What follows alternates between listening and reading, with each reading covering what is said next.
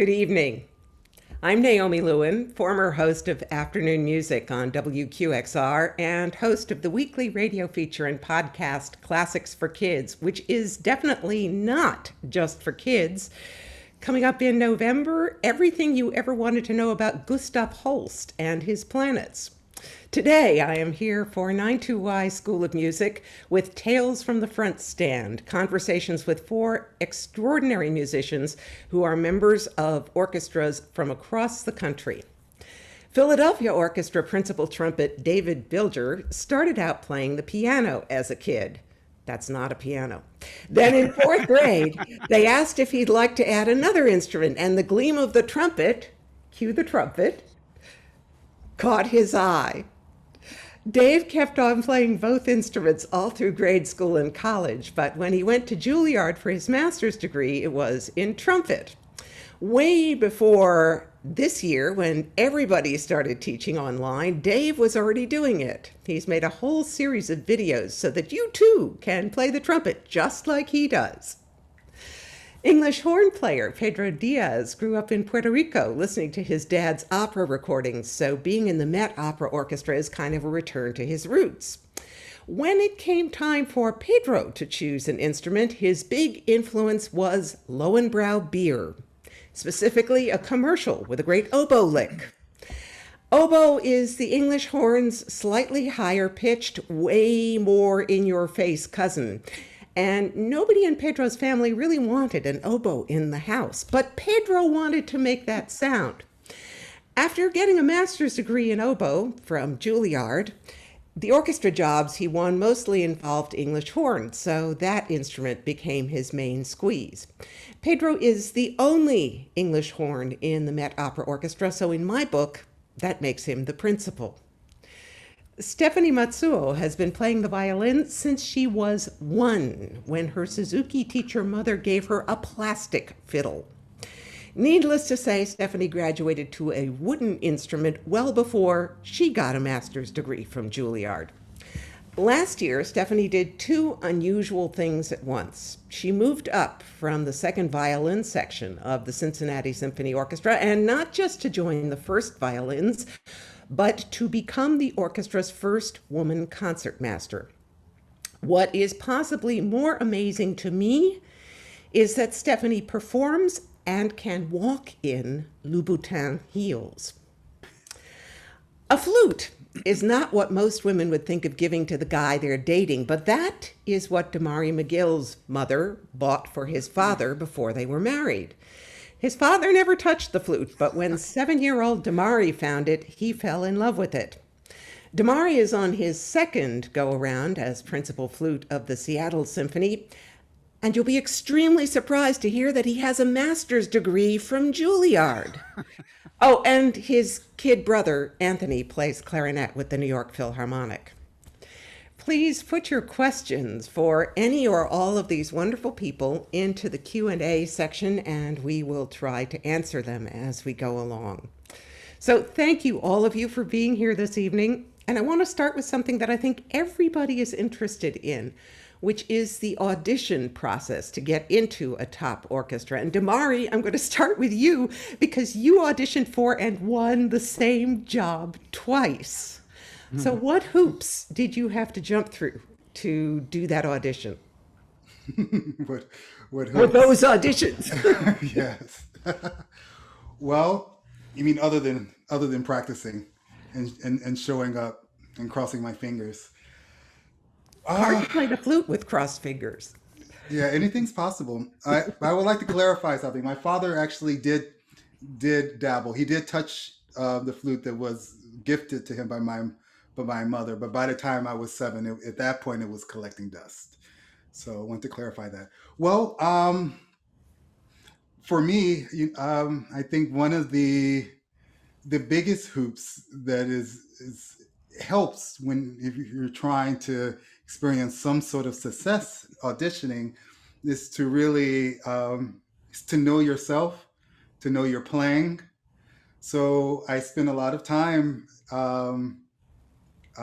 getting to know my playing, recording myself, playing for people, knowing how I act really personally and musically in high stress situations, so that even at my worst, I would say, winning on audition is almost an impossible thing, but maybe 2 out of 5, I'm feeling good about those odds, so that I know that even when I am, I'm exhausted, I'm nervous, I'm having a bad day, it may be good enough, maybe good enough to win. Other than that, there's just the fact that, yeah, there's usually multiple rounds. Um, Most of it, if not all of it, is behind a screen. Um, and So yeah, the hopefully people you're who playing are well. so the people who are listening don't see who is Right. walking. I mean, it's this varies organization to organization. In the case of the Seattle Symphony, um, the screen comes down in the final round. These days, there's a lot of my colleagues choose to just create their own screen. They just put up 4 stands. There's that option. But yeah, I have to say that I've taken a bunch of auditions. I've played in a handful of orchestras. I don't know, 4 or 5 orchestras, and nothing felt better than um, winning this job a second time. I put myself in a situation where I guess I wanted to see if I could swim back to shore, having been a tenured principal musician of some orchestra for, I don't know, 15 years or so, 17 years at that point. It was nice to know that after all of those years that I could still win a job. But how did that feel? I mean, going back and playing for your colleagues in that way, was that more pressure, or was it somewhat comfortable because you know the hall so well because you played so many concerts in it? What was that Yeah, like for you? I'm really that's a really, curious. really good question. It felt like every other audition I've taken. It wasn't, I can't say it was more comfortable or less. It felt like an audition that I knew that I needed to earn. I mean, I had, prior to that, I spent the previous season with the Met Opera. And prior to that, 3 years as principal with the Dallas Symphony. So I didn't really remember the whole. I played it, I mean, I knew that I liked it, and that's about it. But um, it didn't feel any more comfortable. I took it as seriously as Well, of course. I mean, I think you in some know. ways, I would feel like it's more difficult in a way to And go and Stephanie, Stephanie, you just lived it. So what did that Yeah. feel like for you? My goodness. yeah, I wanted to ask, you auditioned twice in Cincinnati, but for very different jobs. So can you talk about auditioning for those two very different jobs? Yeah, actually it was 3 different auditions. So the first job I had was, or audition was for second violin section. And that was a typical, I mean, in Cincinnati, everything is behind a screen. So in that respect, all of the auditions were similar. Um, and then my second audition was, I won the associate concertmaster job. So that was for 2 seasons ago. So I was in that chair prior to the concertmaster chair. And then the concertmaster audition was um, before this past season. So this is my second season. Um, and I think in some ways, yeah, David, you're right. It's a little bit more nerve-wracking to play for people that you know behind the screen you'll have to face in work every day. So if something goes wrong, you're like, oh my gosh, this could be embarrassing for 25 years. But in some ways, it is comforting to know the hall. And to have for me, in my case, to have taken 2 auditions prior to that, to know what an audition in that hall feels like as well, was slightly comforting, if you can even call any part of an audition comforting. Do Well, they plus, they love recognize your you. sound, Damari and Stephanie? Do you think people recognize? Because everybody has a distinctive sound. I don't know. I've sat on a couple of panels, and you always kind of know that there are people that you might know taking the audition, but I actually have never been able to tell somebody's sound because it's behind a screen after so many people play in a row. I mean, trying to guess who people are is just kind of a futile thing. I think it becomes impossible when it's back-to-back musicians playing the same excerpts in my case. Yeah. Absolutely agree. Yeah, nearly impossible from my experience. Yeah, and it's actually folly to try. I mean, I know some colleagues who try to listen. You know, do I know that person or whatever? And they never get it right, and so I never try. Well, after hearing 49 candidates, straight in a row, it becomes a little bit more difficult. And, you'd be surprised what people vote for. Sometimes you can get, 13 votes and one person votes against it, or, there's a variety of opinions and choices out there. So Dave, you've been in Philly since 1995. Is that Got correct? my 25-year watch this year. Yeah. Congratulations. Thanks. And before that, you were principal in Dallas. Has the audition process changed over the years? Not in my experience, because both of the auditions I took were for those orchestras, as well as other orchestras before I was in those positions. They were all screened. Philly, we take the screen down for the finals. And that was also, I believe, the case in Dallas. There I had trial services. They weren't doing trial weeks, but they had folks come in to play rehearsals with the orchestra. And it happened that for that job, the other finalist was one of my best friends. And they had us playing on the same day, like back to back in the same rehearsals. And it was really, it's tougher when the screen is down and when you've got that, that sort of head to head with somebody. It was somebody I'd played chamber music with as well. We were in a brass quintet together. I mean, it was like, it couldn't get more close than that. And I had such respect for that person, who happens to be Mike Sachs, who's principal of the Cleveland Orchestra. So we both ended up with good jobs coming out of that. But it was, the process hasn't really evolved so much in these orchestras. I know, it's likely to take some turns now when we're looking at how we're going to screen resumes and the push. I think the correct push to leave screens up the way the Met does all through the process. I know there are advantages in some ways to be able to see someone's technique, or see if there's some body movement or something they do that drives you crazy because you don't want to sit next to somebody who's, just distracting in that way. But I think it's in many ways it's going to be better for us to just leave the screens up and listen and not see resumes and do those kinds of things. But those changes, at least in Philly, haven't happened yet, although we're having major institutional discussions about how to adjust the process. Now, Pedro, you've been in orchestras literally all over the world, like in Africa too. How were the auditions for those various positions different? Well, that's interesting, because for South Africa in Natal Philharmonic in Durban, I auditioned with a cassette. Some people here might not know what a cassette is. But just for the cassette, you require also a pencil to use it. And so it was really interesting. That was the beginning of my English horn career. They asked me, there were two openings. There was one for assistant principal and another one for English horn. And so I recorded the oboe. I was just out of Juilliard, so my oboe playing was decent. But I've never really played that much English horn. And I had a student English horn that I was just dabbling with. And so I recorded the English horn on the tape too, just for fun. And so I got a letter. This was the time where you send a cassette and you wait for the letter. And they said, well, yeah, your oboe playing is great, but your English horn player is not so good. Can you make another tape?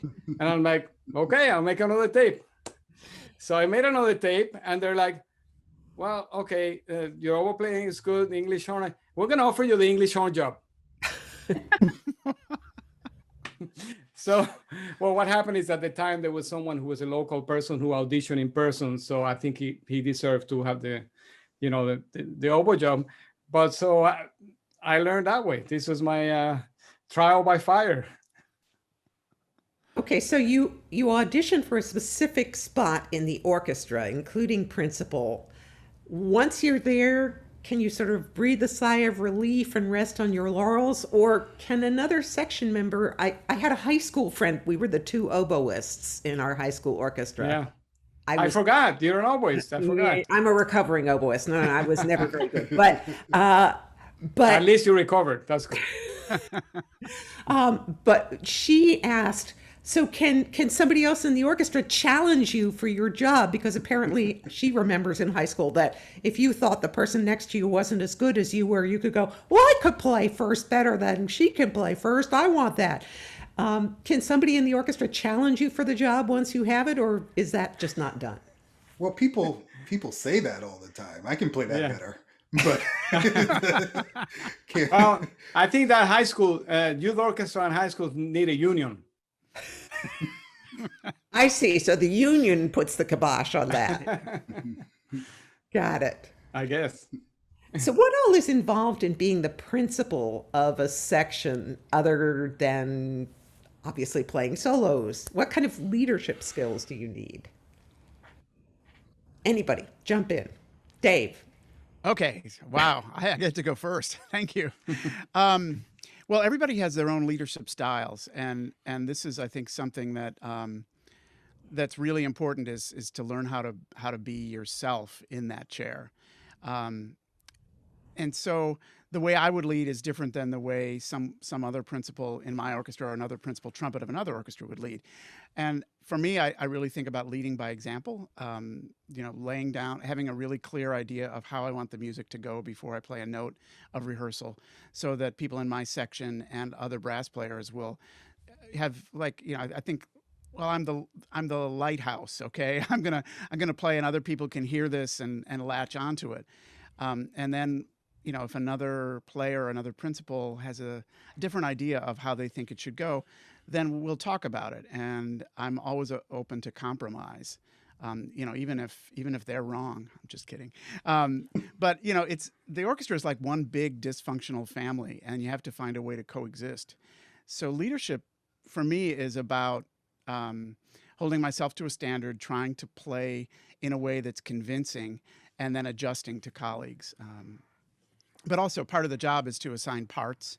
And so we have 4 contract trumpet players. And so I'll play some of the big pieces, but I have an associate principal who plays some other works. And then a second player who needs some relief, isn't going to play everything in the season. So it's sort of a puzzle as to who plays what parts on what pieces when, and then working out vacations and all that kind of stuff. So there's some paperwork involved in that as well. And then I think a large portion of the leadership that I've had with the orchestra has been serving on orchestra committees, the artistic. Oh, that must be fun. Oh, it's been crushing over the last 7 months, navigating through this. And I think I've been over 15 years on various committees of the orchestra out of the 25 I've been there. So been very active in that as a way to try to be an agent for not only change, but for responsibility, both from the musician's point of view and a conduit to the management. Stefani, what does being concertmaster involve other than tuning the orchestra, which is what everybody can see you do? Well, actually, we don't tune the orchestra. We just stand there and then Stand there and you make the point. Yeah. the orchestra. But we just stand there and pretend to take credit, which is not. We don't do anything. But I guess basically the same as what David said. But in addition to that, kind of being the leader of the string section, also kind of being the go-to person if somebody in the orchestra has a question when it comes to a guest conductor or the music director, being a little bit of a spokesperson, but also in terms of preparing parts, preparing bowings for the string section, which takes a lot of time. Oh my God. So do you have to do all the bowing for? I do my bowings, and then the bowings kind of go to the other string principals and they coordinate, or they can bring things to my attention and say, hey, would you consider changing this to make something more comfortable for us? So You want to explain bowing just in case there are wind players or somebody watching, listening who doesn't understand bowing? Always wanted to know. It's not an airplane. So I have my bow here. So basically everybody has a bow, and if it's a down bow, which is marked kind of in this fashion, then the bows go from closest to your hand to the tip here. And then if it's an up bow, the opposite direction. So it's just coordinating. Some people think it's just for looks, but it's also coordinating the phrasing, the sound, and yeah. Well, it makes So a different sound. A tone. Yeah, it has a sound function, not just a visual aspect to what's on the stage. Yeah. I thought that some conductors in the past or composers really liked it when the bowings were all different because it would create a different sound. Is that correct? Some in history in early history there were no bowings, so sometimes, especially early music, they really don't care. Some things, especially like big Mahler symphonies, things like that, there are staggered bowings so that you don't hear big spaces where you change the bow. That's what I meant. Yeah, so there can be a purpose of having no bowings, which is great because then I can just write free bowing and save myself a page of bowings when I'm preparing the parts. It's actually a Philly thing. Stokowski was very into having vast sections of things free bowed. He thought it gave a different sound to the orchestra. I can't say we do much of that anymore, but there was a chunk of time, a couple of decades in Philly where that was really de rigueur. Yeah. And I have to ask, concertmaster versus concertmistress. Nobody says concertmistress. I prefer concertmaster. It's just, concertmistress sounds a little bit racy. Yeah. A little bit ... fill in the blank. Or your eminence would be good, right? Yeah. always appropriate. So Pedro, speaking of that tuning thing, if you play principal oboe, how much pressure is involved in giving that A that everybody has to tune to? Well, the legend is that you tune to the oboe because they cannot tune. They're inflexible. So they don't have to do anything. They just play the A. And since I play the English horn, which is basically always out of tune, I don't have to worry about that too much. I thought that was just violas that were out of tune. Well, but here's the thing. The English horn, even though in the opera scene, it's a solo instrument, yes. It's basically part of the alto range of the orchestra. So my job is to be always with the French horns, with the violas, with the bass clarinet, and these instruments, we congeal the cellos. I mean, my ideal would be to sound like a cello. But in terms of soloistic playing, as Demarre knows, because he's playing in the Met, the common code for opera players is to always follow the singers, not the conductor. Okay. I mean, yes, the conductor, of course. Hello, maestro. But, I have a whole bunch of questions about I hope Yannick's not listening. But first, I wanted to ask, do you remember your first performance? Sometimes, yes, the conductor helps us, but most of the time when singers don't come in, or they come in at the wrong piazzeri, then you have to be there, wait for them to come in. It happens. Do you guys remember your first performance with your current orchestra, and was it terrifying or exhilarating or both? I remember well, actually. Yeah. Oh, go ahead. You do remember well. Let's see. My first incarnation with the Seattle Symphony, I have no idea. What was it exhilarating? Absolutely. It was that. No, I'm actually serious. I'm sure. How about your second incarnation? I'll take that one too. Or even first particularly fabulously exhilarating moment that stands out for you. Well, okay. So to give you some context, is that there are very few moments that aren't exhilarating. I'm not just saying that. I mean, it's hard for me to really dislike a week. partially because I purposely and have set up my life where it's not the only thing that I do. So when I'm coming to an orchestra rehearsal, most of the time I feel pretty fresh and refreshed, whether it's having played chamber music the prior week or having flown back from Cincinnati.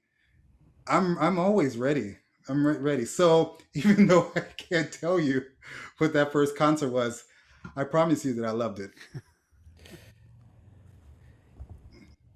Dave?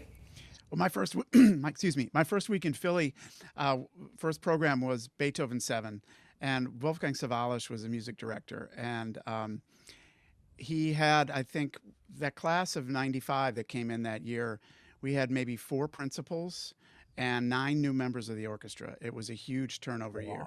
So he was sort of showing off a little bit in those first rehearsals in the only way that he could, which is through music. He was a very humble man. So in rehearsal, he would not give rehearsal numbers or bar numbers. He would just sing the phrase and start conducting, and you had to know where to come in. Would you think, okay, you should know it, it's a Beethoven symphony, but come on, the trumpet parts, a lot of them in Beethoven are like, bop, bop. We're playing like 2 or 3 notes, and it's like, wow, I got to be on my game here. And he was just setting that expectation. But then I remember hearing the string playing and hearing Dick Woodham's playing the oboe, and it was like, oh my gosh, listen to this. Where am I? And come on, I was in Dallas, and that's a good orchestra, but this was just something completely different. And it took us into a season where we played all the Beethoven symphonies in order on tour in Suntory Hall, which was also very life-changing to do that progression of symphonies over the course of a week. It was just sort of unbelievable. But I remember that Beethoven 7 because it was, the week was relatively terrifying, but also incredible just to understand what I was now a part of. Stephanie? I don't remember my first experience with Cincinnati, but my first experience in my current seat started with Don Juan. So it was it was like a little bit of a jolt of energy or electricity to start literally every rehearsal, every concert, and a little bit terrifying as well, because for anybody that knows the overture, the Concertmaster solo that happens right after the challenging first page is stratospheric, and then you have to slow down your heart rate. And so sitting in the new seat and then playing that was a very testing first week, but it was nice to be able to take a sigh of relief after that. And for that to be my first big Concertmaster solo to have, it was nice to have kind of ripped that Band-Aid off just to get it over with. And then the ice was kind of broken, so. And Pedro? Okay, well, my first performance with the Met was not supposed to happen. I had just won the audition in February 5th, 2005, and I was playing in Mexico, in Guadalajara, in the Orchestra Principals. And so came back, and I was staying with who was my girlfriend at the time, my wife, Lucy. And it was a Saturday, and I was just trying to get prepared to move back and all that stuff, and, getting all my playing together. I was supposed to start in the fall, but it was a Saturday morning at 10 a.m. I got a call from the general manager, the manager of the orchestra, and he said, Pedro, can you come and play Don Carlo at 1 o'clock, and it's a broadcast. And it just so happens that Don Carlo has a huge English horn solo. I mean, like really big. I did not know the music. I didn't know most opera repertoire, and I just never rehearsed. I didn't know anything. I had never played in the Met before. And so my wife says, don't do it. But you already had the job, so. And so a friend of mine said, oh, just do it. You'll be fine. So I showed up, and I got to look at the music, and luckily it went okay. It went well. I think just for that, I should have gotten tenure, just for that. Well, we're going to see a little bit of video now, and I'm going to start with Pedro. My standard disclaimer is that usually people don't let me do tech except during a pandemic. So Okay. I've gotten pretty good at this, but there is still every chance that something will happen. And Pedro actually explains this right at the beginning, so you don't even need to say anything, Pedro. Great.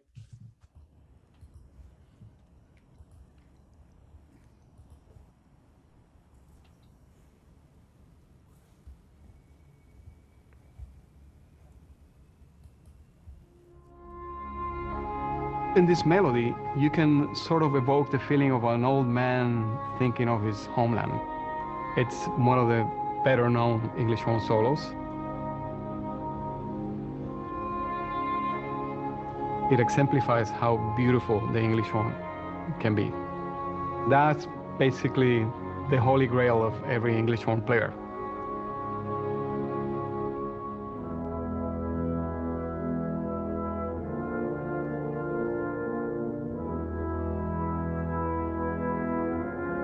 There's David.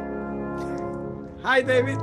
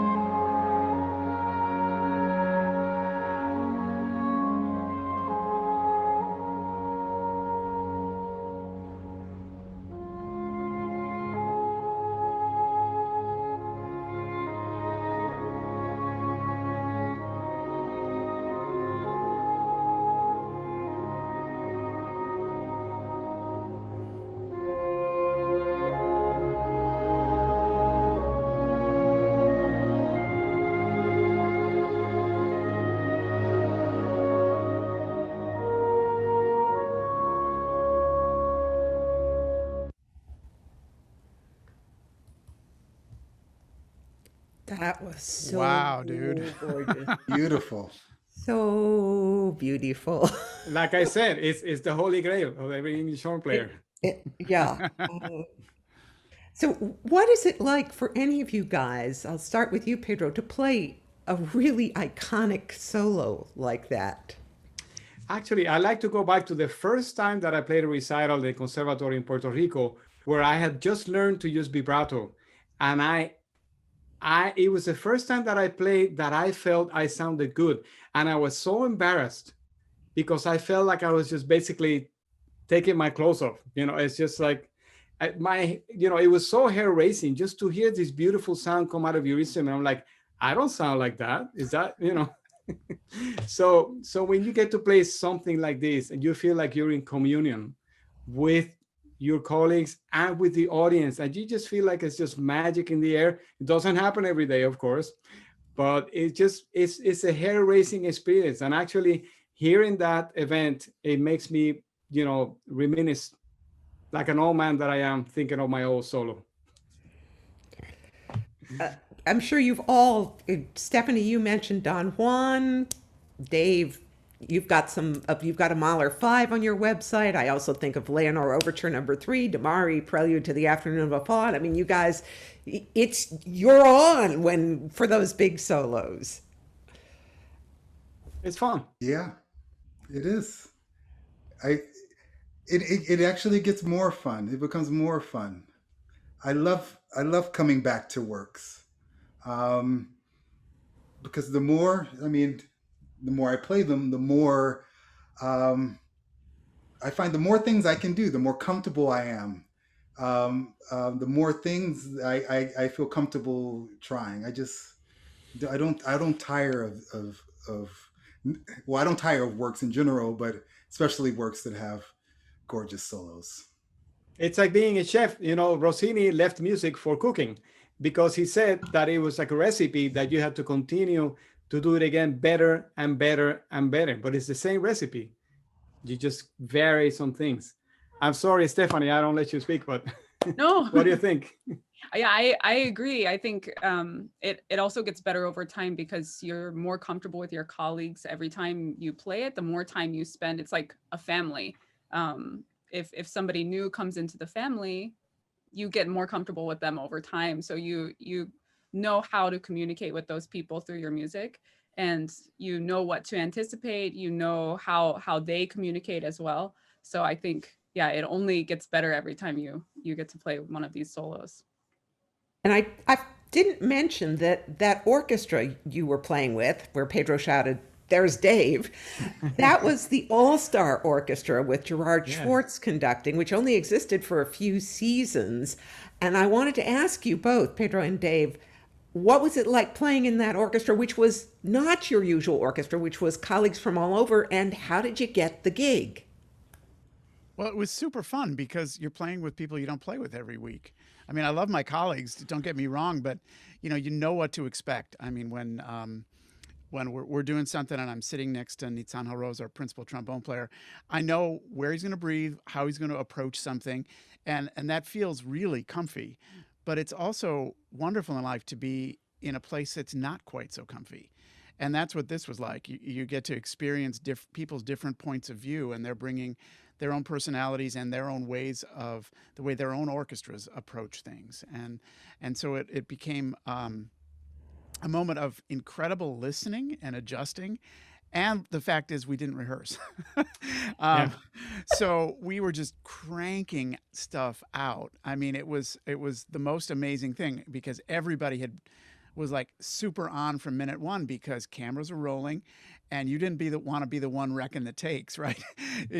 And you got the camera in your face and maybe a GoPro right in front of you, and you're playing and you don't know what the conductor's going to do. I mean, Jerry was great because he didn't throw major curveballs at us, but we're tuning to different people and adjusting articulations and doing all this stuff on the fly, and it was just exhilarating. It was really excellent. Plus, I got to hear Pedro play that solo. So, Thank you. And you get to see old friends. I get to see people who play in different orchestras that I haven't seen from school, maybe, or from freelancing. So it's a win-win. Nice. So you've landed an orchestra job, and what the audience sees is you come in, you play a 2-hour concert or maybe a 5.5-hour opera, and then you go home. But there's a lot more to it than that, right? I mean, you have to juggle practicing and rehearsing and performing and teaching, never mind life, even on days when you're playing concerts or operas. And at least one of you also has to make reeds. You had to remind me. So how do you juggle all of this stuff that the audience never sees? Stephanie, I'll start with you this time. Gosh, I guess that's part of what you expect when you get the job. You do have rehearsals, but prior to the rehearsals, you have to prepare, practice. In my case, do bowings, and also know a little bit about maybe a conductor hasn't been to the orchestra before, and maybe you want to do a little bit of research on their conducting style, maybe their rehearsal style, things like that. So there's a lot of preparation prior to even the week of rehearsals that has to go into each person's job. Next. I think the older you get, the easier it is in some ways because I've been through the reps so many times. For me, it's playing in the orchestra is a good fit, even though it wasn't something that I had aspired to when I was younger, because I'm just, it feels natural, and so I have my own set of parts to most everything, and in the margins I've got little asterisks by the lines that I need extra work on before first rehearsals, and then of course new works are always fun and challenging, but for me it's just it's a chance to go and do what I've been trained to do, and to reach people. So I don't feel like it's the schedules or the job is overwhelming in that way. I mean, sometimes it's pretty physical for us in the back.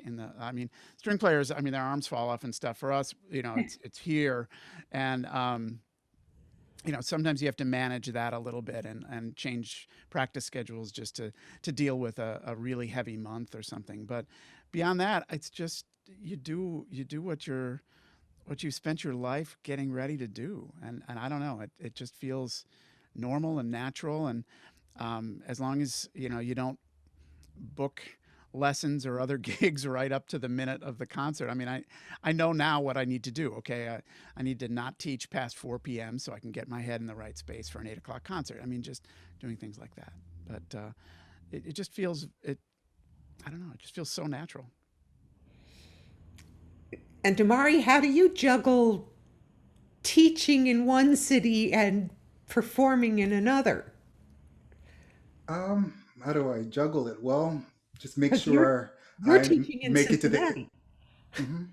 Yeah, just I juggle it by making sure that I make it to the airport in time, both ways. Um, Which is not always up to you. Right. It's not always up to me. I've been so lucky though. I mean, I really it's down to the minute oftentimes, especially coming back from Cincinnati. I teach until 6 and there's like a 7:35 flight. But there's a couple of things. There's always someone busier than you who's doing it, so I'm That's a fully good aware point. of that. Good And point. and I'm doing exactly what I want to be doing. I mean, I have an orchestra job that I love, and I have a teaching studio that I love. So who am I to complain? I didn't Right? ask If you I to were, complain. I just asked how you juggled it all. Come on, we're musicians. We complain. yeah, how do I juggle? No, just Lord. Oh, well, it helps to be able to sleep on airplanes. I mean, because I'm there almost pre-COVID, almost every week, and it really helps to be able to. It helps to be able to sleep on airplanes, and it really helps that if you enjoy both aspects of this musical life. If you don't, oh, it would be so hard. Actually, if you didn't enjoy, if I didn't like my studio, if I didn't love my studio, this would be the worst life ever. It But would don't you be. find it gives you balance? I mean, Mm-hmm, I adore teaching at Curtis, but also at Northwestern, and mm-hmm. for me, that time away is recharging. I bounce off of each of those jobs, bounce off each other. So I come back to the orchestra after teaching, and I'm inspired by the interactions I've had with the students, and then I play the orchestra, and I want to bring that energy back into the studio to share with the students. So I think, don't you find Absolutely. that it reinforces in that way? Oh, it really does. It really actually keeps me fresh. Um, I think it makes me it makes me a better musician because I'm trying to be proactive in practicing, literally practicing what I preach, you know. And I mean I'm in a different place when I'm teaching than when I'm playing. So when I'm back in rehearsal, I'm happy to be back. When I'm back in the teaching studio, I'm happy to be back. Yeah, I love it. It's a dream life.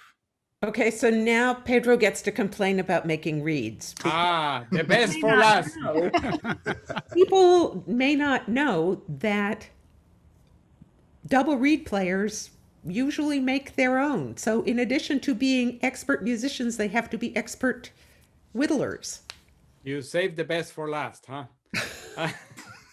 Well, and for me, it's a little more challenging because I play oboe also in the Met. I play oboe and English horn. And so each instrument requires the same tools, but of a different size. So I have, if you look right behind me, you'll see machines. And those machines help me stay in a little bit of a more time, in better shape. Otherwise, if I had to do everything by hand, it would be really hard. So I have some machines that I have designed that have a copy of my reeds. So when I process them, they come out sort of kind of like my reeds, and I only have to do very small adjustments.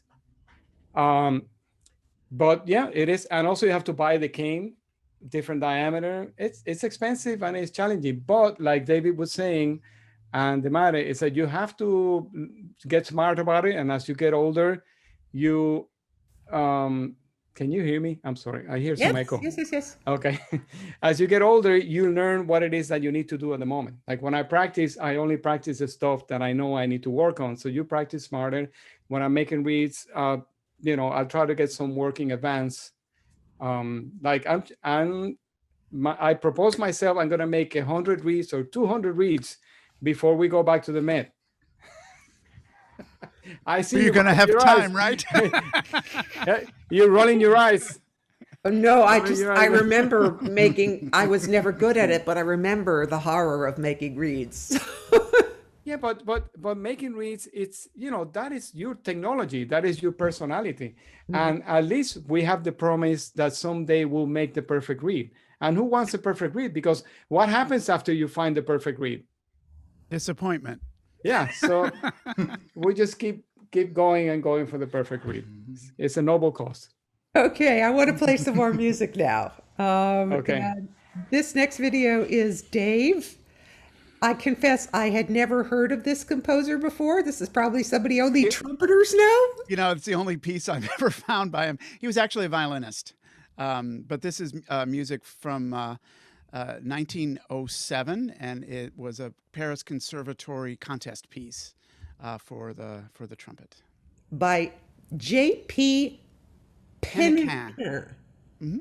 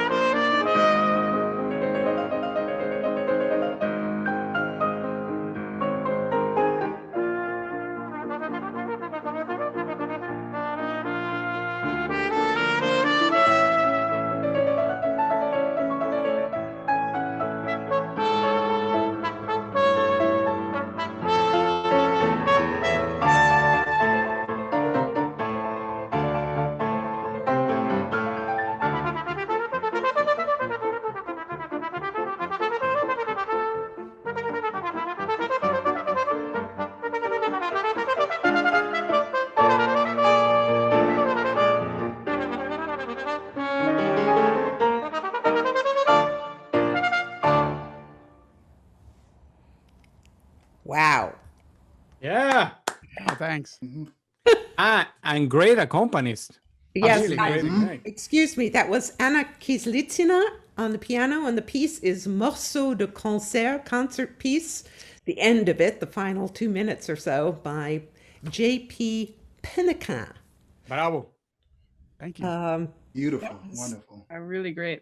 Yeah, fantastic. Now, you guys, most of you play multiple instruments in the orchestra or even outside of the orchestra. Dave, you play not just trumpet, but also, I mean, that trumpet. Well, I have, I'm in my practice room, so I've got like a piccolo trumpet here and a rotary trumpet and different keyed instruments. So yeah, it's part of our tools of the trade are just having all of the various keyed instruments. And Demarre, you must have to play multiple flutes too, right? You would think. No, no. It's like there's legendary stories about me and piccolo. You don't want that. You don't. Me and piccolo. Really, I will tell you a very, very, very brief story. One of my first auditions was for assistant principal in the Baltimore Symphony, and I was fortunate enough to be invited to a private audition. So there weren't so many people, and I never owned a piccolo prior to this, right? Because people just didn't want me with a piccolo in my hands. But so I bought a piccolo. I bought my first piccolo, and I went to the audition, and I played, and I didn't get the job. So years later, I was at a chamber music festival with a member of the Baltimore Symphony, and she said, "Oh, Demarre, boy, yes, I remember when you auditioned for our orchestra, and your flute playing was just so wonderful. We were just so sure that you were it, and then you played the piccolo." Yeah, so That sounds like my South Africa audition. yeah, right. Yeah, I stick with the flute. I can play. I dabble in the piccolo. I can get by. Now, Pedro, you have to you play them both, right? Yeah. I Oboe and English horn. Yes, because we work on a contract where we have to play 4 shows a week. As we're required to play 4 shows a week. So if there's no English horn, I have to play oboe. But luckily, there's always English horn, or very often. So. And Stefani, have you ever been called on to play the viola, or? Not in the orchestra, but sometimes outside of orchestra for things I'll play viola, but I'll just leave that to my violist colleagues. Right, but the viola is really easy, right? I mean, that's what. Yeah. No, that's a trombone. Super easy. No, just play Pedro, we're everything talking a about lot musical slower instruments. Come on. Oh, I feel us sliding into viola jokes here. Well, I am very partial to viola players because I sit right next to them. So any issues about space and, I got to move. And so I respect them. So speaking of sitting in proximity, this means I have to ask 3 of you about, well, 2 of you mainly, about sitting in front of brass players in an orchestra. Dave, you can shut your ears and go la la la right now, but how hard is it on the ears to have brass blasting in? Oh, that's funny. Dave is looking a little sadistic right now. Don't get loud. Blasting, really? Why? But it is a serious problem, right? Well, because these days you often see clear shields in the orchestra that have nothing to do with viruses, that have to do with deflecting the sound of the brass, because I have talked to members of at least one of your orchestras about the difficulty, the hearing impairment that comes from sitting in front of the brass section. But you refer to 2 of us, but I think Stefani, nobody is safe from the trumpet. I mean, Stefani, just because she's sitting a little bit further away. Sitting a little further away. Okay, Stefani, you can chime in too, but really seriously, how hard is that on you to have, and not just trumpet, trombones aren't soft either. Timpani. Actually, for me, Piccolo. cymbals. Piccolo, yes. Right. Honestly, for me, it's the clarinet bell. That's Like Oh, I honestly, like right there. It's if I've lost any of my hearing, it's because of clarinets that's interesting. in my ear. Like, Yeah, yeah.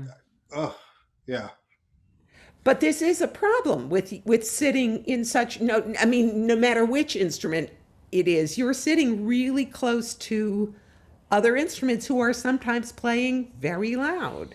Yes, but when we hear Assos Prague Zarathustra and when we hear Mahler 5, we do want to hear that trumpet. We want to hear the power. We want to feel it. We're colleagues. We want him to go for it, David. We really want you to go Thank for it. you. I'm going to do that next time. We'll just go like this. yeah. But there's also a way of you know, I think there's been inflation of sound. I think orchestras tend to be louder. I mean, come on, if you go and you play in the Musikverein and you play a Bruckner symphony in there the way that we play them in our modern halls in America, that the golden ladies are going to fall down from the walls in there. I mean, whenever we do a sound check in that room where all these pieces were premiered, it's like, okay, bring it in. You have to change the color of the sound, and so I think if we try to create sounds that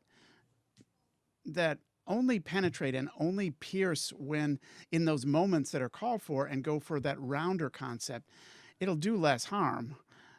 Is there still some harm? Probably so, but I'm not sure that everybody feels that way. Sometimes, and this is when I'm sort of on my soapbox now. Sometimes it feels like you get pushed to compete and be brash, and there are times and places for that, but it's one color instead of forte and fortissimo always being an angry penetrating sound. Most of the time they're actually not supposed to be. And so I think if you approach the playing that way, you do a little less damage to folks too. That is great. I love that, David, because it reminds me of the granddaddy of oboe players in the United States, Marcel Tabuteau, who played in your orchestra. And he said, yes, he said, the sound that carries the most is the amplification of a dolce tone. And I remember also the beloved Otto Werner Müller, conductor at Juilliard, who told the brass players at some point, in Germany, the brass players learn to play in church. And Otto was also a trumpet player. I don't know if you know that. Forte only. He was always referring to marching bands in the United States. Yeah. And Marcel Tabuteau, for those who don't know, was an oboist. He was an oboist who escaped France and became his own school of incredible playing and gave some of the biggest oboe players in the United States. And many of us come from his DNA through our teachers. And as long as we're clarifying things, we had a question, what is a rotary trumpet? So we have these funny looking valves that are rotary valves, the kind that are on French horns. And so you can see we hold I don't have a mouthpiece in it right now, but we hold it like this and play it sort of sideways, whereas a regular trumpet has piston valves that go up and down, and we hold it like this, and that looks like what we're used to seeing. So we use these instruments. Funny enough, we use them on repertoire that was originally mostly played on valveless instruments, so Brahms and earlier. But it blends beautifully with French horns, and it also, the Austro-Germanic orchestras have used these since like the mid 1800s. So it sort of connects with the European tradition for that repertoire. So Mozart and Haydn and Beethoven and Brahms and Mendelssohn and composers like that, we use these instruments. They're also really shiny. You can see it's gold. It's just beautiful. But this is actually handcrafted in Germany, and so we use these, I don't know, maybe 20, 25, 30% of the time, depending on the year and the repertoire. They play very differently. We have to practice these in a different way. We play in a different way. It's an investment in time to make it happen, but it blends so beautifully with the horns, and it creates this this sort of glow. It's a wonderful instrument to have. Stephanie, I have a question for Stephanie. Do you find that the violinists today, that the violin crowd is, that the violins are getting louder? Do you use stronger strings, or modern makers want to project more? Because that seems to be the tendency, like David was saying, in orchestras today. I don't know that there's a difference in strings or in modern instruments versus older instruments, but I think there is an emphasis placed on kind of muscular playing nowadays, and it's I've noticed also sitting in auditions that there are often a lot of people can play really powerful excerpts very well, and then you go to an excerpt like Mendelssohn Midsummer Night's Dream, the scherzo, and all of a sudden it sounds like a different player because the soft end of the spectrum is underdeveloped in comparison to, maybe their concerto or their Don Juan excerpt, for example. So I think there is an emphasis placed on loud playing. And I don't know if it's like Dave was saying, maybe the newer halls in the States, there's an emphasis placed on filling the hall and less of an emphasis on subtleties of playing, I think. Speaking of subtlety of playing, let's hear from Stefani. This video was recorded on the stage of Music Hall in Cincinnati. You want to tell us about that? Yeah, this is just a portion of a short piece by Amy Beach, who was a female composer around the turn of the century, and a great pianist of her time as well. And the pianist Michael Chertok from Cincinnati Symphony and I recorded this as countdown music to our first live stream concert. So we recorded it on the stage of Music Hall with masks and socially distanced, like is the norm for today. And yeah, that's all. I guess I hope you enjoy.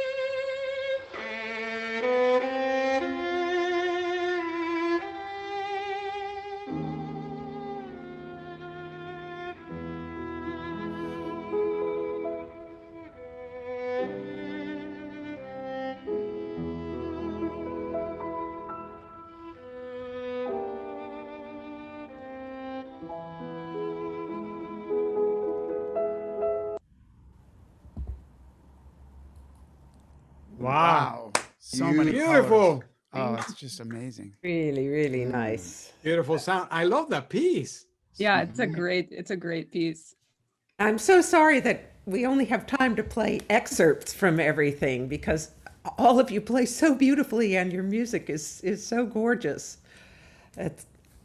Really, really nice. And okay, now I'm afraid I'm going to have to, since I made a honkin' fuss about your Louboutins at the beginning, those were not they. What were No, those shoes?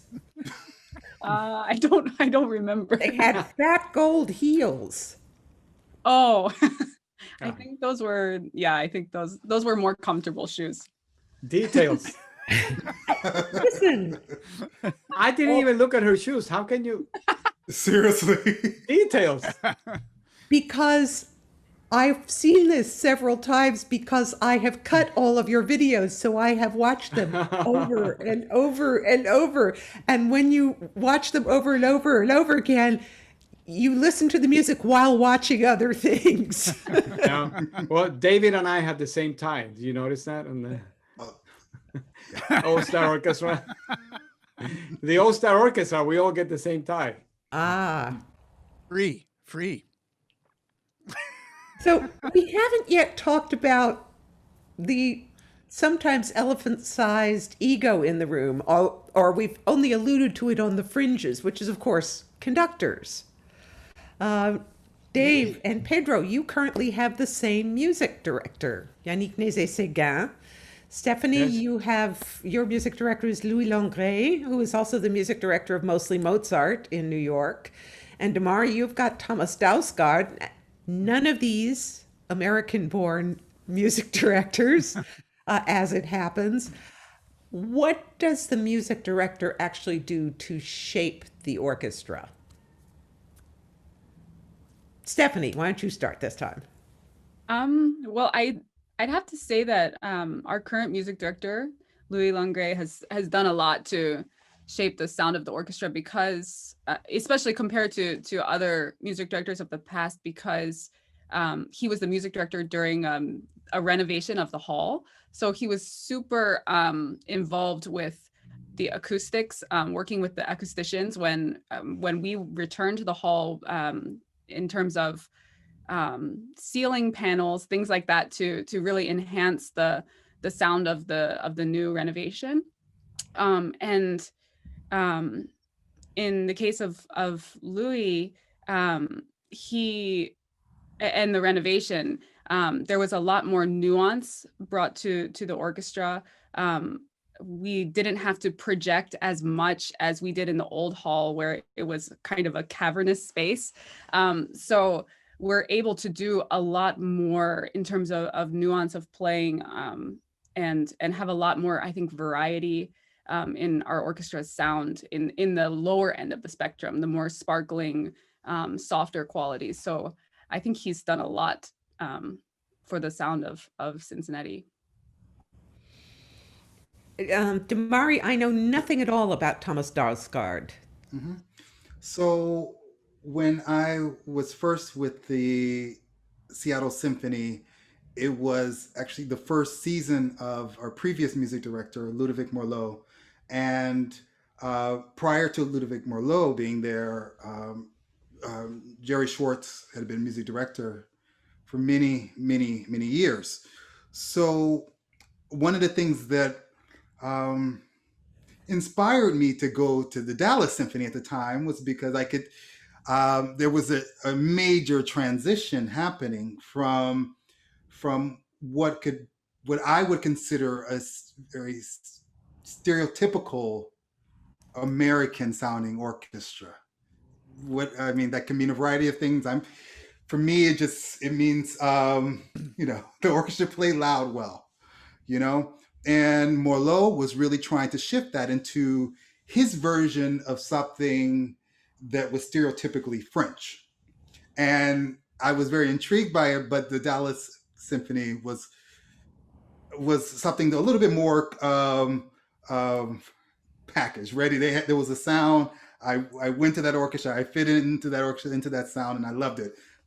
So I went there. When I came back, it was amazing. The vision that Ludovic Morlot had for the orchestra, he actually was able to create. The sound the orchestra played with so much finesse, so much nuance. And so this is the orchestra that Thomas Dausgaard inherited. And and has injected that sound with, I believe, so much warmth, so much passion. Um, and I think that's so for me, having seen the orchestra after Schwartz, which was a very good orchestra then, to coming back to hearing what the orchestra had become sound wise, to now being a part of what the orchestra is now. I mean, what a conductor can bring is sound, either enhancing it or good luck with ripping it all apart and beginning again. But a good conductor can do that, and it's been kind of really beautiful to be witness and participant in this evolution. And Dave and Pedro, do you want to talk about Yannick Nézet-Séguin as an orchestra and opera conductor? Sure. I mean, it's amazing working with YNS. I mean, he YNS. YNS. I mean, that's what we call him. I don't know what you call him, boss. Okay, it's good. But he brings an incredible diversity to it. When we do some repertoire, he conjures up his choral tradition, and that includes Bruckner and sometimes things where you would think it would have more of that edge. He gets this incredible glowing sound, especially from the back rows. But it's really when we do Schumann with him, just the color he gets in that is so vocal. It's amazing. But then when we do Tchaikovsky, it's all about fire, and he's a chameleon in that way. He conjures up sound worlds for each of these composers and each of these works, and so there isn't just one sort of Yannick up there. He has these niches of how he wants to really hear the sound of the orchestra used in different ways. And he gets a little short with us sometimes when he's like, you've done this music with me before. You know what I want in ... name a composer. Because a lot of orchestras fall into going back to their DNA. It's, this is how we approach that music. But he always challenges us not to do that, not to play in one way. And I find that incredibly fascinating. And it's been quite a journey to get there. I joined the orchestra the year after Riccardo Muti had left and Wolfgang Sawallisch had come in.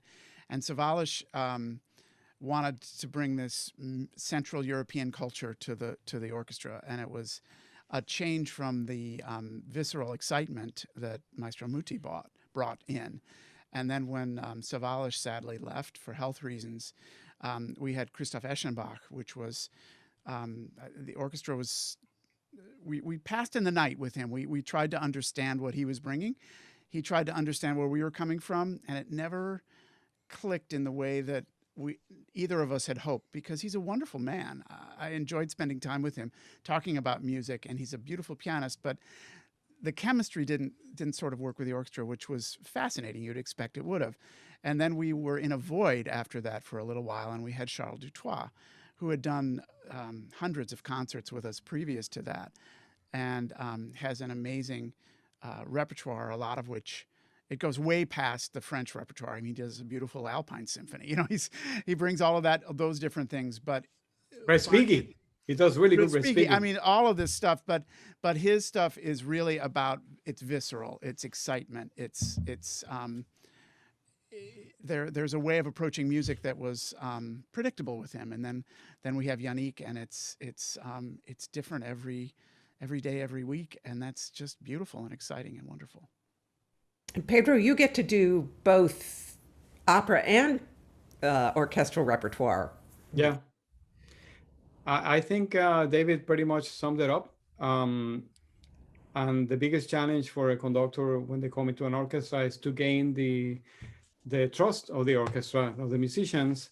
And there is a chemistry that is necessary for us to let go, or for him to let go and give us the ability to have our own responsibility instead of someone who's a despot who wants to control every note you play. Yannick is not this way. Yannick says, okay, here's the ball, you run with the ball. And he's very peaceful in that manner. And one opera comes to mind, which is Parsifal.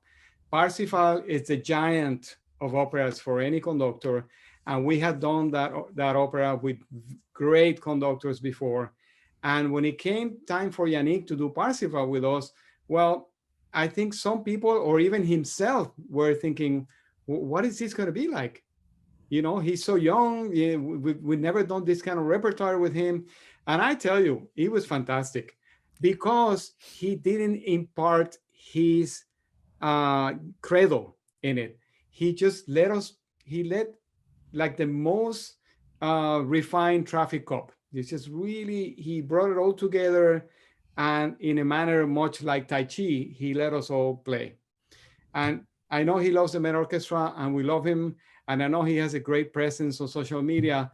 So we're really hoping that he will speak on behalf of the orchestra a little more, because we have been furloughed since March and we haven't gotten paid. So we want Maestro Yannick to continue to support the orchestra. I will get to that, to what you all are doing now. I definitely want to talk about that. Before I play the next video, can you just chime in on good conductor versus bad conductor? Like, what? Really? What we've just heard, you all love your music directors right now. What? Thank God. I mean, really, because when you They're don't, mostly bad. life is rough. I got to tell you. Well, okay, I mean, not that I've ever experienced that personally, but it's rough. I mean, it's there are always, really rough. well, you mentioned Christoph Eschenbach, who is a good musician, but it was just not a good fit. You all get guest conductors. What happens when a guest conductor comes in and it turns into the week from hell? Well, you work to make sure that doesn't happen. I mean, if they're, the only way that can happen is if the orchestra doesn't cooperate or the music director won't budge on things. And come on, we're a community. We got to make stuff work. So, I mean, I know there are weeks where we feel like we saved somebody's keister because they didn't come in with a point of view, and they didn't come in necessarily with their A game, and the concert sounded good. So there you go. There's other weeks where you have somebody and the chemistry just isn't right, but you find a way to find common ground. So, you know, at the end of the week, do you want to ask somebody back another time? Well, that's why I serve on our committees. So we can keep folks from doing that. I mean, we love Louis Langret. We've had some great concerts with him, and I'd love to have him back. You know, we're working to try to do that. I'm not sure I think we had Dasgard a week, but I don't remember him. It was a long time ago. But, you know, you find these conductors and you got to make the most of it for the week. And hopefully they do too. And hopefully they also understand that it's not their home orchestra and they're not trying to build something. They're trying to collaborate and find a way to find common ground. The orchestra has a tradition of playing a piece. They've got a different idea in their head. You got to find something in the middle, you know?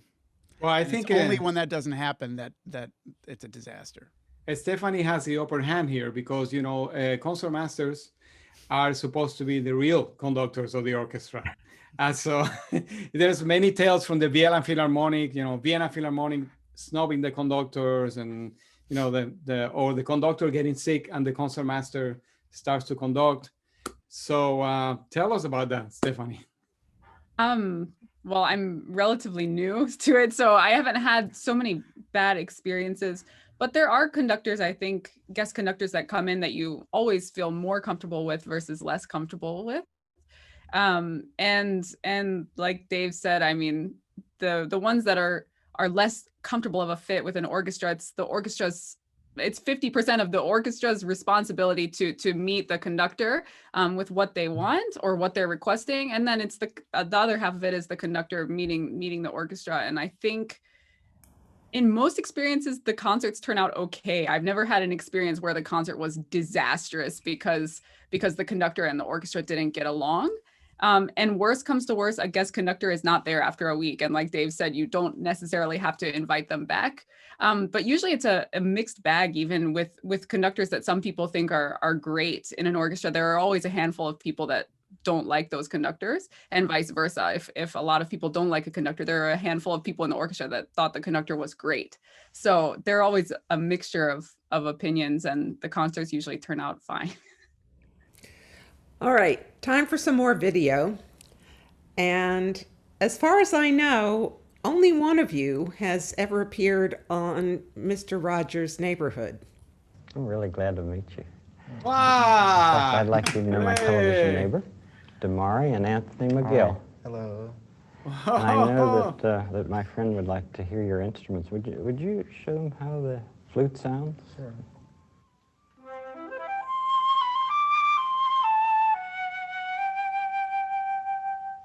That's lovely. And the clarinet?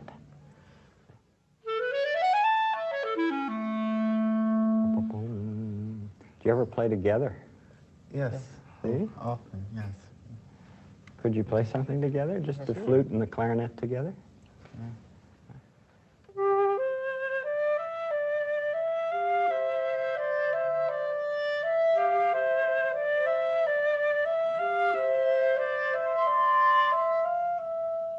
Isn't that pretty? Demarre, you look so happy. You were so happy. Well, I didn't know you guys were from Pittsburgh. I thought you were from We're Illinois. not. We're from Chicago. Wow. I had just finished. I think I was 17 then.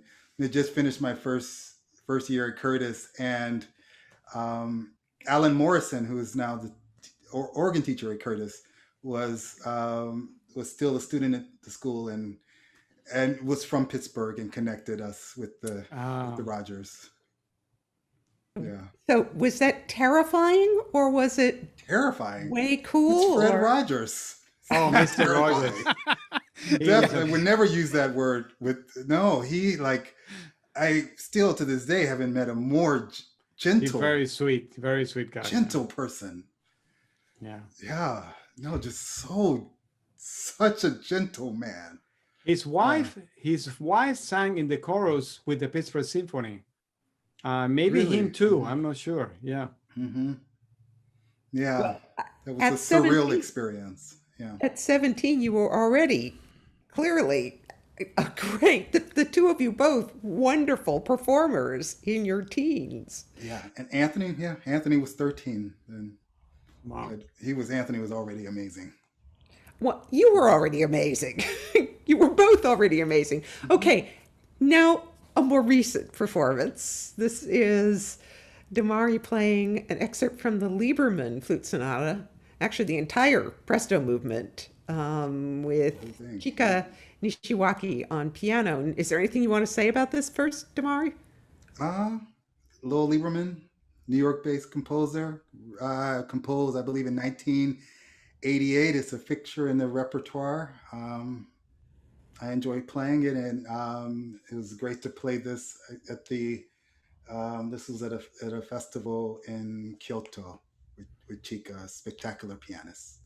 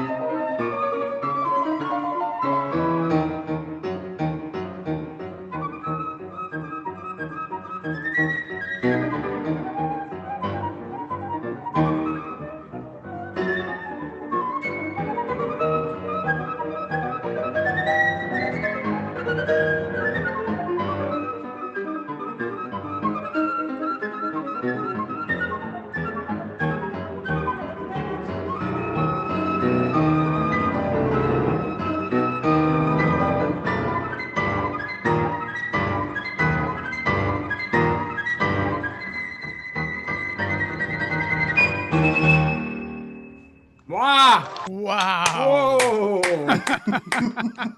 Fireworks! Wow. Incredible. Amazing. Yes. Do you play a lot of contemporary music? Is that Yeah, something? there's a lot of really good works written over the past 30 years for the flute. So yes. So, okay, now I want to get to what all of you have been doing, what your orchestras have been doing in the last 7, 8 months or so. And Pedro, go ahead. Tell us, because your orchestra has not had any work. It's about to get dark. I don't know if anybody want to follow this. So, it's not easy. We have a committee and we have established a trust fund to raise money and give grants to those members of the orchestra who are in the worst shape. Some members of the orchestra are married to each other. They have kids. As you know, living in New York is incredibly expensive.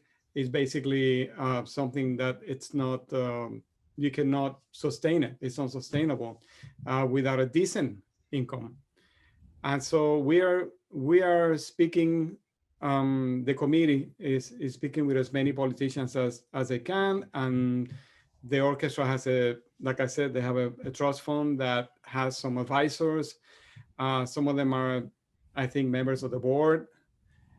And we are not getting any clear answers. It's nobody's fault, it's a pandemic.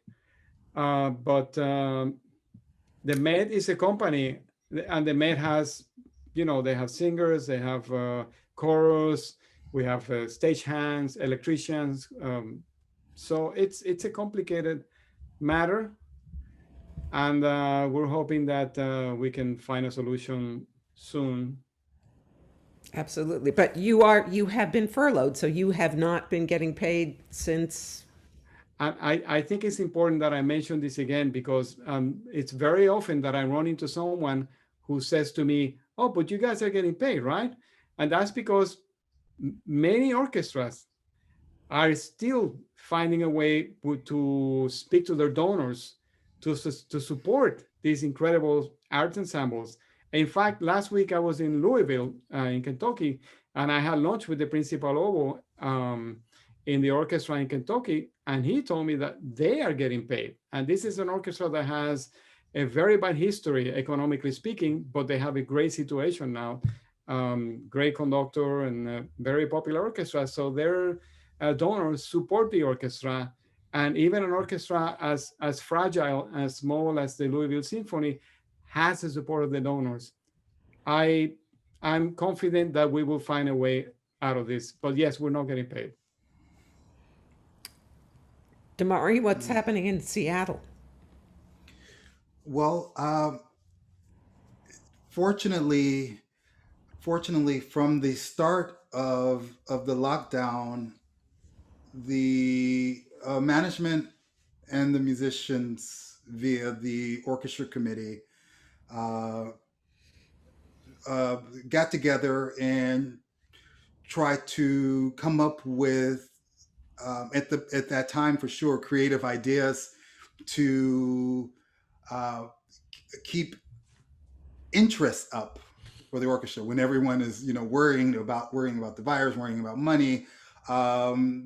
The orchestra as a whole wanted to just provide an opportunity for music to do what music does. And you can be stressed, but you can just turn on, go online and see a concert. So that was at the beginning of the pandemic. I do appreciate and I'm very grateful that the orchestra as a whole never assumed that we wouldn't have a season. The question was just, what would the season look like? And so now the orchestra has been working for a little over a month now. It's voluntary. You don't you don't have to show up if you're not comfortable. I haven't played yet, but I will from November. I'm very confident and comfortable with the arrangement health wise that exists within the building. There's weekly tests. Everyone is staying away, and their weekly broadcasts of of the the concert. The fact that there are orchestras out there, Seattle Symphony being one of them, that has found a way to make it work is enough information for me. I mean, if I were a member if of another orchestra, really, if the Seattle Symphony can do something, if Cincinnati can do something, the Met can do something. Amen. I mean, something. Dave, what are you doing in Philadelphia these days? Well, it's are fortunate to have some really great leadership with Matthias Tornopolsky, our CEO and president. He the morning after we ceased operating in March, our last concert, which was actually a broadcast with an empty hall. It was the day that the city shut down, and they allowed us to complete that concert of Beethoven. It was part of our Beethoven festival. Everybody had a Beethoven festival this year. But he said publicly, overnight we turned from a concert presenting organization to a media company, and we've made some really good decisions about how to make that work. And so we started, like everybody else, doing layered musician in a box videos, which I don't know about you, but I got tired of after about 3 days. Yeah. There are a few that still stick out as being really memorable from various folks around the world, but most, that became rather tiresome. And then we started upping the editing and getting camera people and doing stuff. So we did that for a while. And in August, we went back to work doing concerts outdoors at our outdoor home with really strict protocols. And we did a whole series of those in September. And then October, we haven't been recording other than doing stuff in the community, chamber music concerts. But we have a couple of weeks of work coming up in November where we're recording a whole bunch more stuff. So they're doing a broadcast a week. We're recording in really dense chunks because Yannick went to get back in the country from Canada. He has to quarantine back in Canada for 2 weeks when he comes back from here. So him doing a week with us takes 3 weeks out of his life. And so he's been very generous with his time, and we've been really fortunate to have a great donor base who have come through with amazing amounts of funding. And in the spring, our concerts that were canceled, so many folks were so generous to donate their ticket monies to us. So we're finding a way to be in the public. We've done some really fun stuff. We did a couple of videos with Steve Martin, the comedian, playing banjo.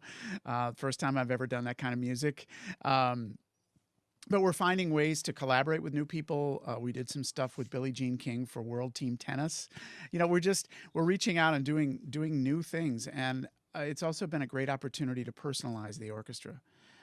Because so many of the videos that we put up, one of our viola players records with her cat, and now everybody knows about her cat. And another one of our cellists is a harmonica player, and he does stuff both on cello and harmonica, and it's great. People now know us as humans and not just stuff shirts on a stage. So there are positives that will come out of this long term, but we're surviving. Almost immediately after we stopped doing concerts, the musicians offered a pay cut to the management. We wanted to be proactive with that and get on the right side of it in a way to show that we're collaborative, and also to hopefully prevent them from making staff cuts in an effort to pay us. And now we've just taken another round of cuts. So, I mean, it's certainly nothing like what Pedro's having to live through, but these times are tough for everybody, and I'm so glad to have a job and be able to make music with my colleagues and friends. And even if it isn't what it was, it's just a great gift to be surviving this pandemic, to have an institution that treats us well, that gets protocols together that allow us to play safely with one another. And it feels good to be a part of something like this, even though obviously we all yearn to be back playing with full orchestras on stage for our audiences. It's bittersweet in that way, but it's nice to stay involved and stay relevant and find a way to have the art form evolve during these unprecedented times. And it certainly has evolved. That's wonderful. Stephanie, you play Steve Martin type music and normal concert music because you're in two different orchestras in Cincinnati, and you guys have a concert coming up on Saturday. That's correct. Yeah, in Cincinnati, we've been very fortunate. Even before COVID, the relationship between the administration here and the musicians is very transparent and supportive, which is not always the case in some orchestras. So we're very fortunate. I mean, as soon as COVID hit and things were shut down, we were constantly having Zoom meetings between the management and the musicians, just kind of updating us on what the orchestra's financial situation looked like, updating us with incredibly generous donor gifts to the orchestra, like Dave was mentioning, subscribers and ticket holders that donated their season tickets back, or even, one or two concerts back. Anything during this quarantine is helpful. And as soon as COVID hit, the management started reassessing what a Cincinnati Symphony or Cincinnati Pop's season was going to look like. And we did a chamber music concert live from Music Hall in May. That was the first kind of step into Music Hall that we had since March. And then we did a Pops live stream on July 4th. And then we started working full-time again in August.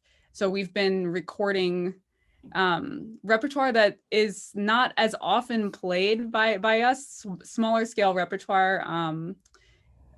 We've been doing recordings. It started out with mostly chamber music size ensembles. So we did this original version of Appalachian Spring with single string parts, single wind and brass parts, piano. And then we have now kind of expanded into larger works with more brass, winds, percussion. Yesterday, we recorded Mother Goose Suite. We just did Pulcinella Suite. So we're kind of branching out as we can get more people safely on the stage, but there are a lot of precautions, masks for string and percussion players, and then wind and brass players are at a further distance. There's 6 feet between string players on single stands, and then 12 feet between wind and brass players with plexiglass in between each player. So there are a lot of precautions, but we're lucky to be working and able to connect with our audience during this time. And you've turned yourselves around on the stage since there is no audience. I understand the acoustics were better like that? Yeah, we had a week at the beginning of August where the orchestra just returned and we had repertoire that we were reading through just for test purposes. And we tried different configurations, and for some reason, facing backwards had clear acoustics with nobody in the hall. And then the videographers were really happy because then they had the background of the hall as well. So it was a 2-for-1 deal, I guess, to face backwards. So that concert will be online Saturday evening at 8, the Cincinnati Symphony. Anybody else have a concert coming up We do every Thursday. that you want to plug? So and you go to the Philadelphia Orchestra website and you can find that. philorg.org. Demarre? Yeah, there's let's see. If you look in the Seattle Symphony website, at the end of the first week of November, I'm playing a Frank Martin's Ballade with the orchestra. You can Cool. check that out. And Yeah. Pedro, I'm going to put in a plug for your CD. Pedro Thank you. went through the library in Bologna, which is a fabulous place, and found music nobody'd heard for eons. and made CDs from it. But do you have any concerts coming up? I forgot to mention that my colleagues, that we have a program of playing public service concerts, for the Feeding the Hungry in New York, but we're playing in parks, in hospitals, and I'm not allowed to speak on behalf of the orchestra committee because we all should speak in unison, but I wish we would have this kind of bilateral conversation with our management. It doesn't exist. Anyway, yes. So you want to hear about the the Donizetti Concertino, which he wrote in 1816 for a colleague of him. Donizetti has just come to school in Bologna.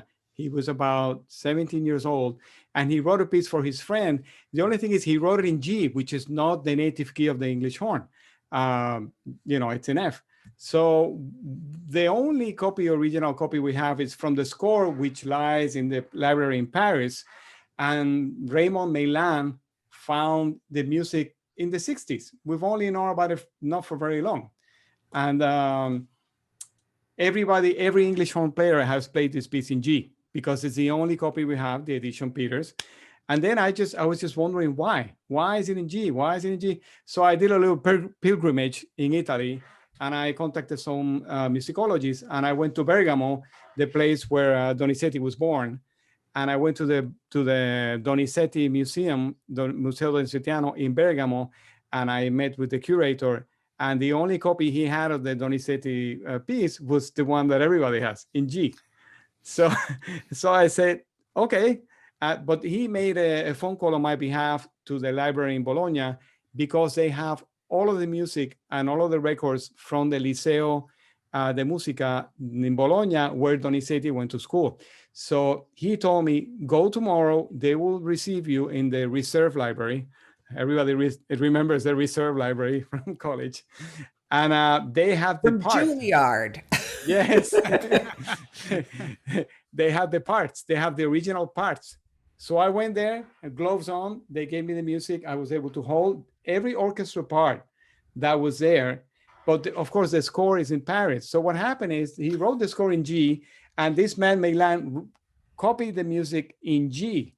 But in Bologna, they have two sets of parts, one in G and one in F that says Transporto. So what happened is that he wrote it in 1816, but then the performance was in 1817 in May at the end of the school year. And it was like a graduation concert, but it started at 1 o'clock, and the Donizetti Concertino was like number 13 in the program. And he wrote an overture, and there was also an aria from his Pygmalion opera, which one of his first operas. And so I was able to take photographs and get the scores. And a friend of mine, Mark Bigham, he copied it onto Finale.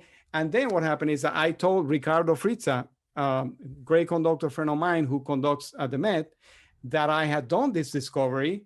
And he said, let's record it. And I was like, well, I don't have any money, So luckily, my sponsor who played the instruments that I play, Fox Products in Indiana, they came up with the dough, and they commissioned the recording. And my colleagues of the Met Orchestra, in this recording is fantastic because the orchestra sounds so good. And it's a lot of my friends my colleagues from the orchestra, they gave up 2 Sundays in February, their only free day. And they came in, and we did 2-3 hour sessions, and we recorded 4 concertos. And the other one, 2 other ones I played are also not well known. One was by the concertmaster of the Opera de Fenice, who is the one who supposedly conducted the first performance of La Traviata.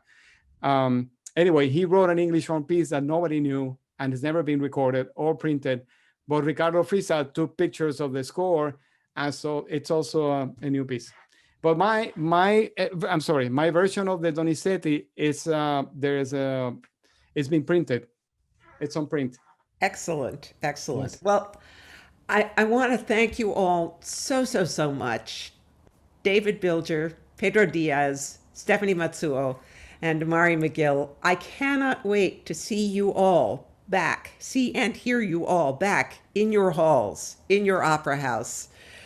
And I want to say thank you also to everybody for joining us and for your questions, which there was only one of, but we answered it.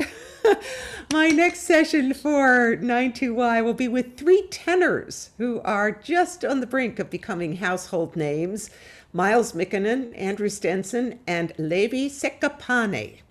That is on November 9th in the afternoon at 1 o'clock. If you can, please support 92Y with a donation to keep all this programming going. And thank you all very, very much. And good Thank night. you.